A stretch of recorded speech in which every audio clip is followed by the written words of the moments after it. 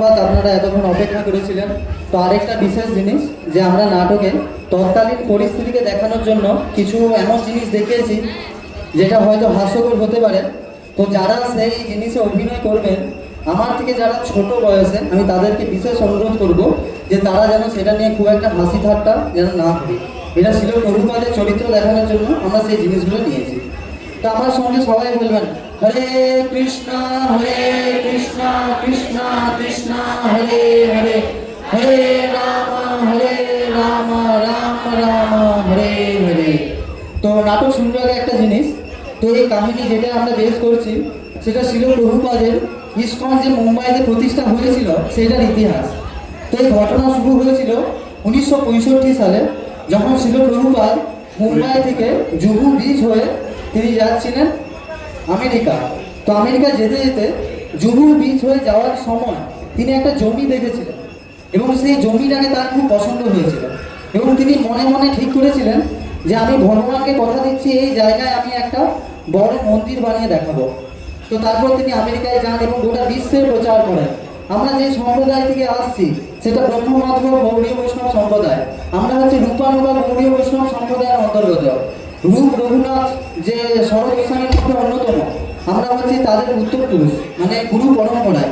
তো সেই সমস্ত গোস্বামী, সমস্ত আচার্য, আমাদের যে গৌড়ীয় বৈষ্ণব, বিভিন্ন যে 4টা বৈষ্ণব সম্প্রদায় আছে, 4টা বৈষ্ণব সম্প্রদায়ের যে আচার্য, তারা প্রত্যেকে শিল প্রভুপাদের শরীরে প্রবেশ করেন এবং স্বয়ং ভগবান তার শক্তির দ্বারা আবিষ্ট করেন। তো শিল প্রভুপাদ হচ্ছেন ভগবানের 7টা বেশ অবতার। তো সেই শক্তিকে তিনি ভর করে তিনি চলে যান আমেরিকায় এবং গোটা বিশ্বে তিনি ক্রান্তি আনেন। এবং তারপরে 1971 সালে শিল প্রভুপাদ যখন মুম্বাইতে আসেন, তারপরে মুম্বাইতে একজন বিজনেসম্যান ছিলেন মিস্টার এম, তিনি শিল প্রভুপাদকে একটা জমি দেন এবং সেই জমি নিয়ে যে ঝামেলা সেটা নিয়ে আমাদের এই নাটক। তো আমরা নাটক শুরু করছি। আচ্ছা, পর্দা আমরা সরিয়ে দেবো।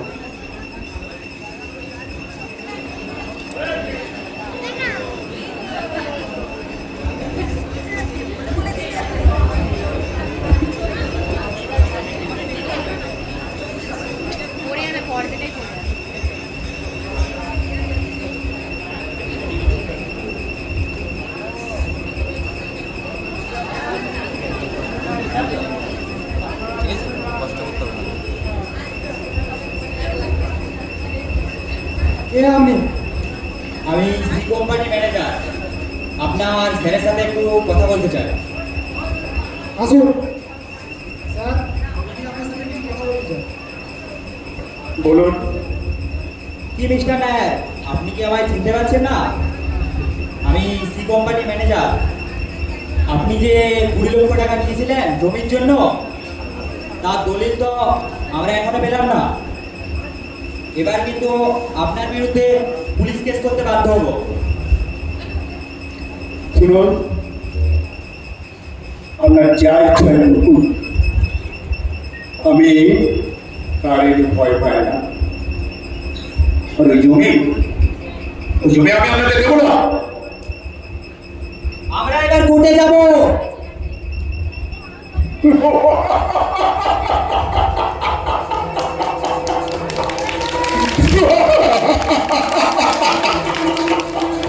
শুরু হয় ঝগড়া।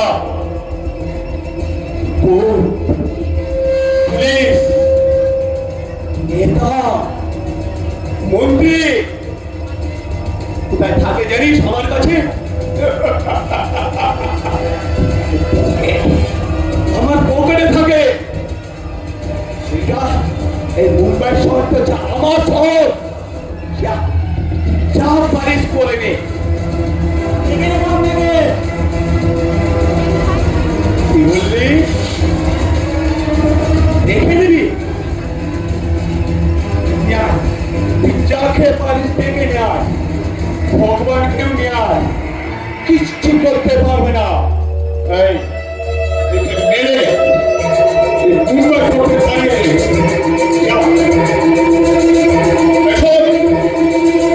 এই মুম্বাই শহরে যতগুলো কোম্পানি আছে সব লেগে বন্ধ করে দিস।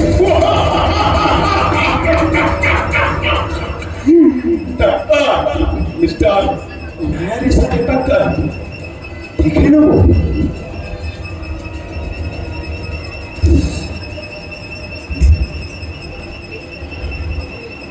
হরে কৃষ্ণ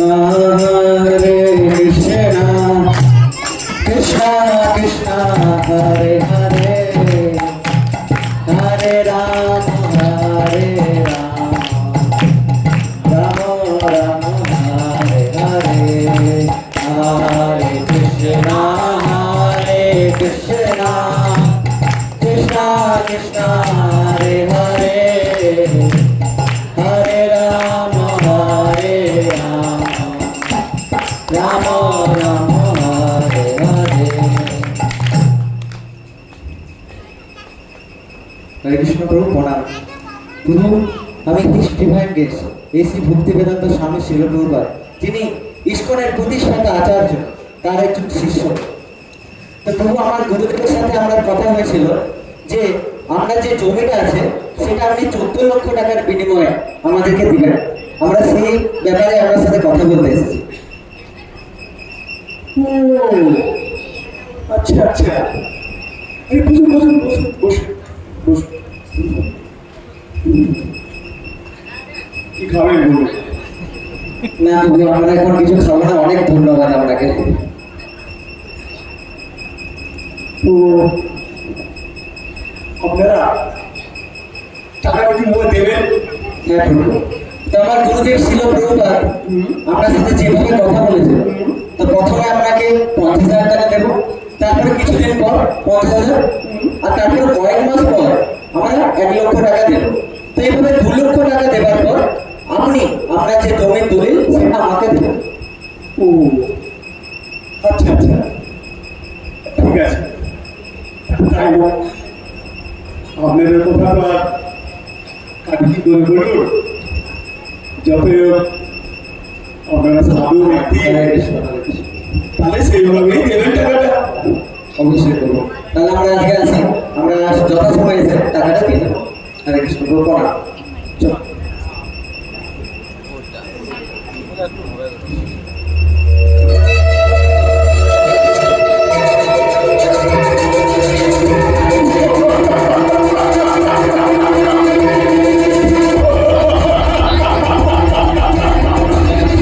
বুঝলি সন্তোষ? তুমি একটু বছরে কথা চলে এসেছিল, একবার বাড়িতে ফিরে এলাম।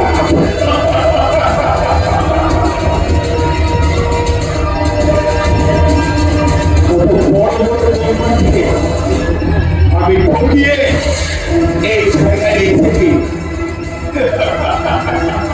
এবার এখানে এসেও আমার আসল লোকটা জানাবো।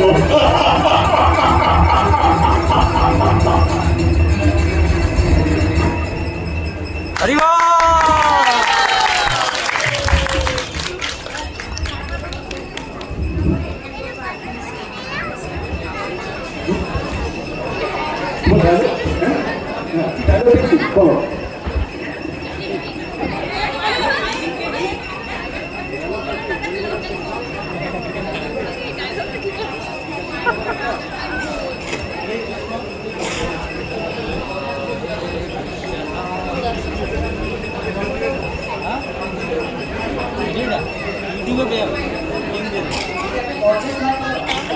হরে কৃষ্ণ, ঠিক আছে।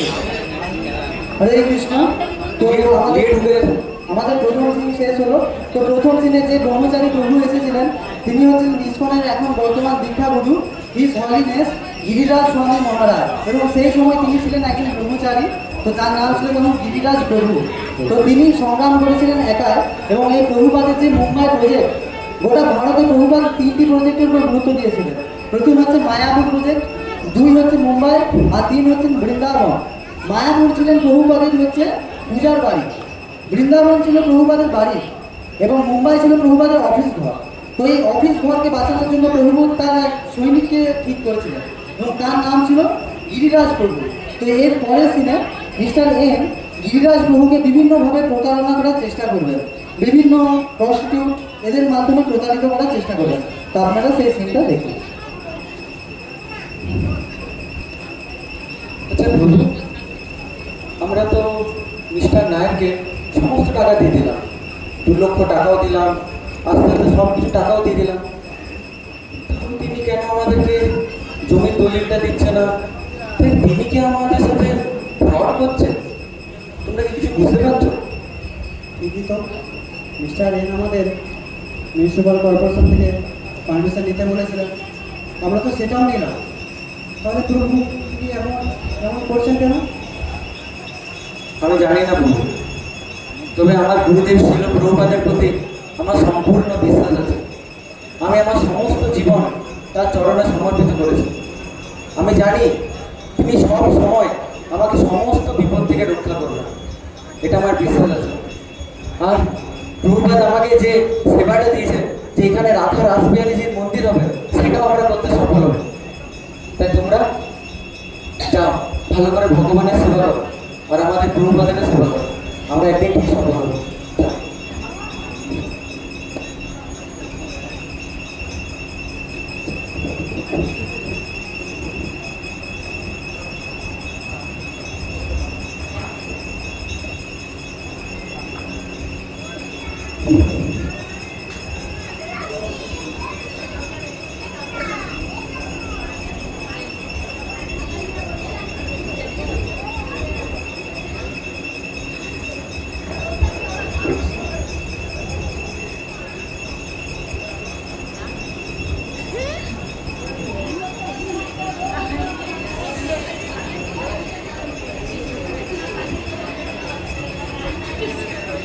প্রেমা,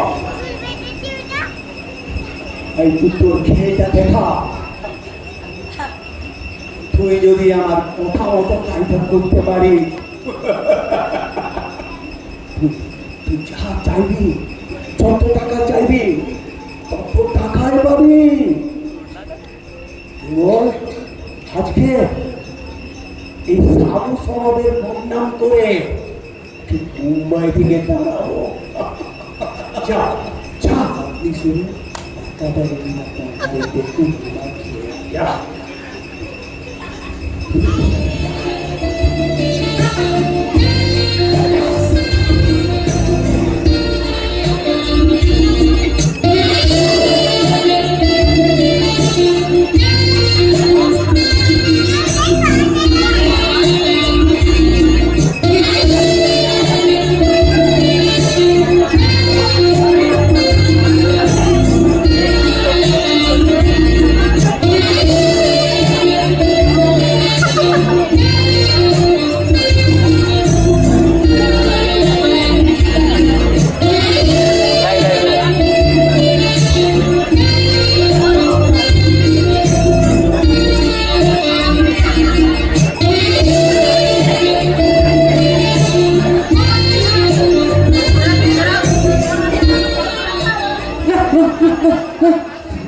আমি পারছি না আমাকে বস করতে।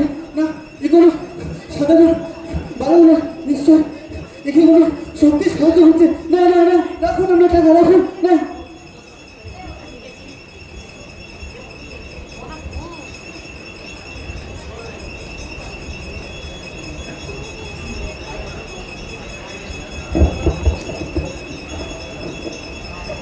কৃষ্ণবাবু, আপনি?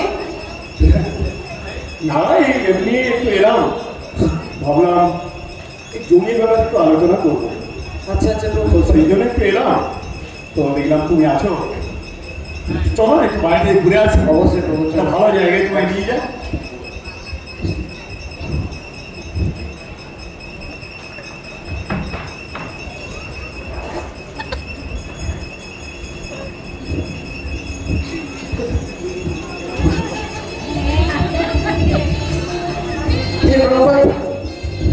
এটা কারা? আমি তো আমার সমস্ত জীবন আপনার চরণে সমর্পিত করেছি, কিন্তু এদেরকে সঠিক পথ দেখানোর কেউ নেই। এদের ভুল ক্ষমা করে দিন। হে ভগবান শ্রেষ্ঠ, এরা সামান্য পরিমাণ কিছু টাকার জন্য কত বড় ভুল করছে, এরা নিজেরাও জানে না। নিজের অপরাধ নেবেন না, এদিকে ক্ষমা করে দিন। এদেরকে ক্ষমা করে দিন। এই, এই, কি করছো? এটা 21 বছর ছাড়া, এটা খুশি ছেলেগুলো প্রভাবিত করতে পারছো না? হ্যাঁ, না না, এ কোনো সাধারণ বাহু নয়, নিশ্চয়ই এর পেছনে কোনো শক্তি কাজ করছে। চাও রাখুন আমার টাকা, রাখুন, খান আমাদের টাকা, রাখুন।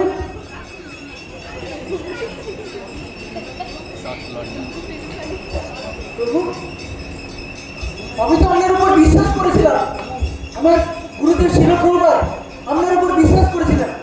আমরা আমেরিকা থেকে এসেছি বলে আপনি আমাদের ঠকাচ্ছেন, আমাদেরকে বোকা বানাচ্ছেন। তোদের তোদের কিচ্ছু দেবো না। ইস্কন একটা বিদেশি কোম্পানি। ব্যবসা করতে আসছি, কিন্তু শর্ত অনুযায়ী আমরা তো আপনাকে 2 লক্ষ টাকা দিয়েছি, আপনি এবার আমাদেরকে দলিলটা দিবেন। 6 মাস পেরিয়ে গেছে, তোর দলিল নিতে পারিসনি, তোদের আর দলিল দেওয়া হবে না। কিন্তু এটা তো কোনো শর্তে ছিল না প্রভু। যা যা পারিস করে নে, দেখবো কে রক্ষা করে তোদের। ওই গুরু তোদের পারবে না, পারবে না, ও ভগবানও পারবে না। এই যা যা।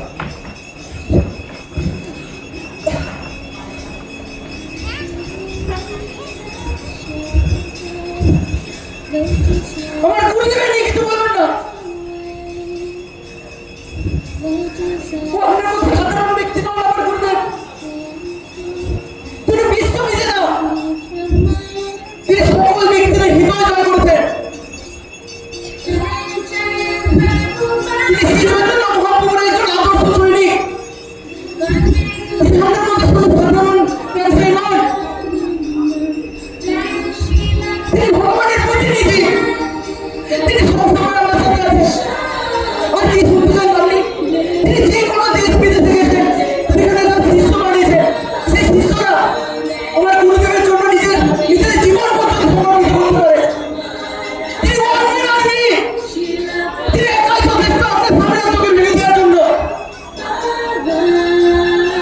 আমার গুরুদেবের নিয়ে আমি কিছু শুনতে পারি। এবার আমরা গুরুদেব আছেন।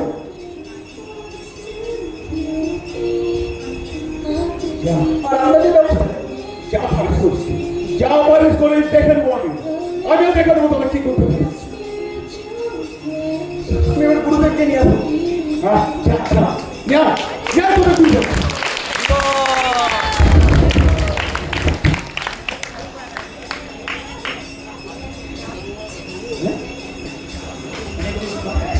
হরে কৃষ্ণ। তো এরপর আমাদের নাটকে আমাদের সকলের ইসকন ফাউন্ডার আচার্য হিজ ডিভাইন গ্রেস এসি ভক্তি বেদান্ত স্বামী শিল প্রভুপাদ এন্ট্রি নেবেন। তো প্রত্যেকে অবশ্যই উলুধ্বনি এবং হরিধ্বনি দিয়ে তাকে স্বাগত জানাবেন। তিনি হচ্ছেন ভগবান শ্রী চৈতন্য মহাপ্রভুর কৃপা অবতার, শ্রদ্ধাভীষ্ট অবতার, যেই ব্যক্তি গোটা বিশ্বকে জয় সচিনন্দন জয় গৌর হরি বলে নৃত্য করিয়েছেন। তো সেই ব্যক্তি আপনাদের চোখের সামনে এবার প্রবেশ করবেন। আপনারা কৃপাপূর্বক শ্রী প্রভুপাদের আশীর্বাদ গ্রহণ করবেন।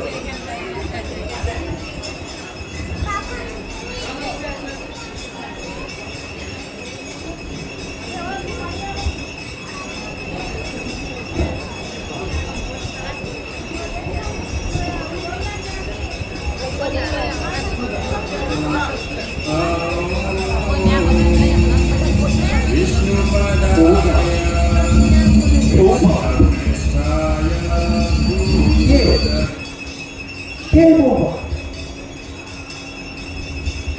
নাম তো অনেক শুনেছি, তিনি নাকি দিব্য পুরুষ। দেখো দেখবো আজ আজ তার কি বিপদ আছে।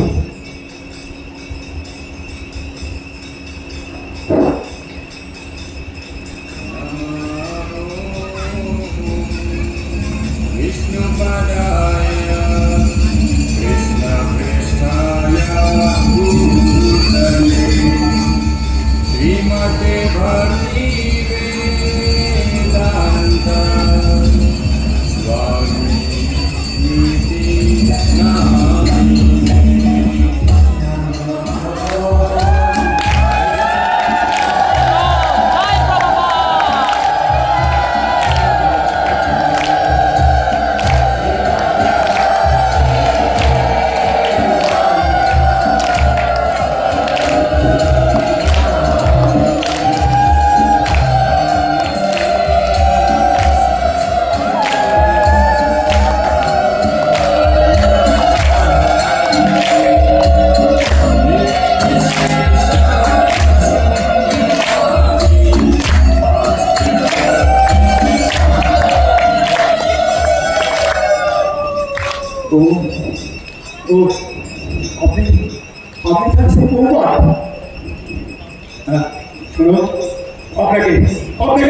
জমি দেব না, কোনো কোনো জমি দেব না। আপনি যত তাড়াতাড়ি পারবেন এই জায়গা ছেড়ে চলে যান, নইলে নইলে আপনি গুন্ডাদের দিচ্ছেন, আপনাদের সবাইকে মেরে ফেলে দেবে। আর ওই আমার মন্দির ওই দাদা আর আমার পাশ দিয়ে এগুলো চূর্ণ করে দেবে। তুমি আমাদের কি ভয় দেখাচ্ছ? হ্যাঁ, তোমার মতো এত ছবিতে খাটো অসুর আমরা দেখি না। আমরা বড় বড় অসুর দেখে অভ্যস্ত। হিরণ্যাক্ষ, হিরণ্যকশিপু আর অনেক বড় বড় অসুর ছিল। তুমি খালি চারটা গুন্ডা দেখে আমাদের ভয় দেখাচ্ছ? হ্যাঁ, পরমেশ্বরের চোখ দেখেছো কখনো? দেখনি তো, এবার দেখবে। বুঝেছো? পরমেশ্বরের জোর কি এবার দেখাবো। তুমি তোমার এই চারটা গুন্ডার ভয় দেখাচ্ছ? আমি আমার নিষিদ্ধদেরকে ডাকবো, তিনি তোমার ব্যবস্থা করবে। তৈরি থেকো। হ্যাঁ, আমিও দেখবো, দেখবো, আমিও দেখবো। দেখা যাবে, দেখা যাবে, দেখা যাবে। ঠিক আছে, তৈরি থেকো। হরে কৃষ্ণ।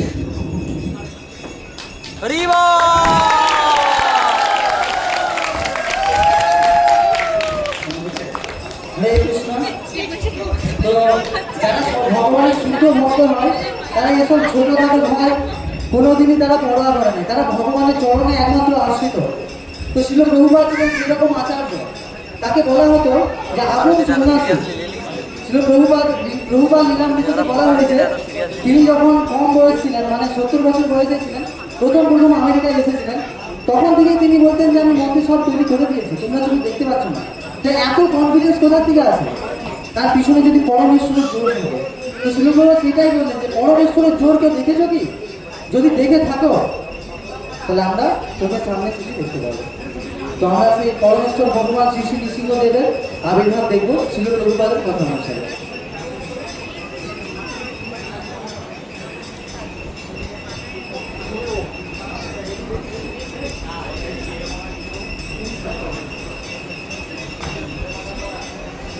হরে কৃষ্ণ। তো আপনাদের চোখের সামনে ভগবান শ্রী শ্রী নৃসিংহদেব আবির্ভাব করবেন। আপনারা আবার অনুধ্বনি এবং হরিধ্বনি দিবেন। ভগবান শ্রী শ্রী নৃসিংহদেব তার স্বাগত জানাবেন।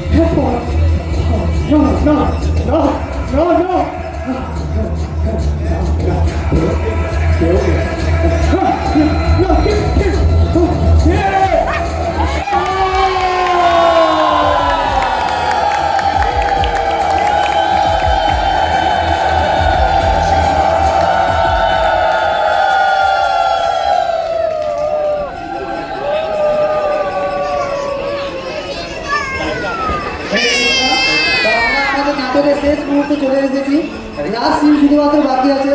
আপনারা অবশ্যই ধৈর্য ধরে রাখুন। তো শেষ পর্যন্ত কি হবে সেটা জানুন। এবং আমাদের ইস্কনে যে আজকে জুম্মু মন্দির আছে, সেটা গোটা ভারতের 3 নম্বর মন্দির। ফার্স্ট হচ্ছে মায়াপুর, 2 হচ্ছে বৃন্দাবন এবং 3 হচ্ছে মুম্বাই। তো সেই মুম্বাই মন্দির কীভাবে প্রতিষ্ঠা হলো, তো সেই মন্দির আমরা এবার দেখব।